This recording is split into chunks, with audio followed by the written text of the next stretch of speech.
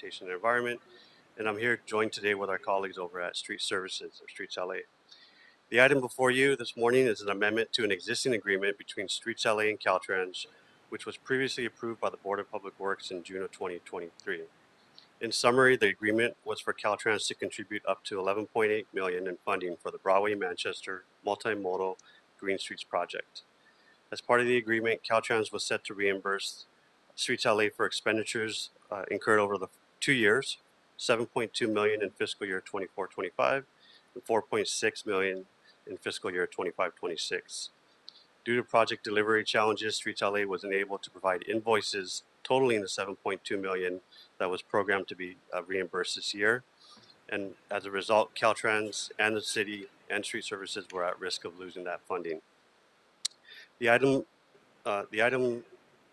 to amend the existing agreement is now to include LA Sands MacArthur Lake Stormwater Capture Project and Wilmington Neighborhood Greening Project within the same agreement, so that the city will be able to invoice for the total $7.2 million and receive the funds and protect the Caltrans funding.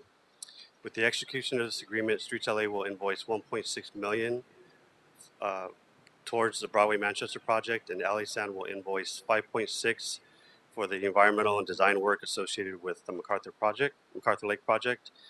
That total would bring this to $7.2 million. Also for the Wilmington neighborhood project.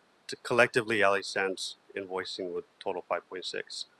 The $5.6 invoice would be received by LA Sand, and we are initiating that. Part of this process would be to set up a separate standalone account within the Safe Clean Water program and provide that equivalent funding, that 5.6, back to the Broadway-Manchester project.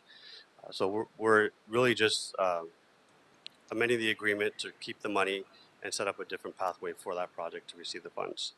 With that, I'm here with my colleague Brian Ong at Streets LA to answer any questions. Thank you, Commissioners. Do we have any questions or comments on this item? Seeing none, is there a motion on this item? So moved. Second.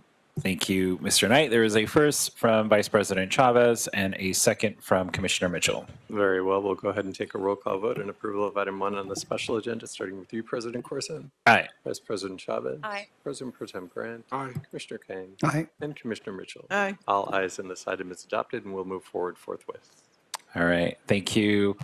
And before we adjourn today's meeting, I'd like to take a moment to acknowledge Denim Day, which is observed each year to raise awareness about sexual violence and support survivors.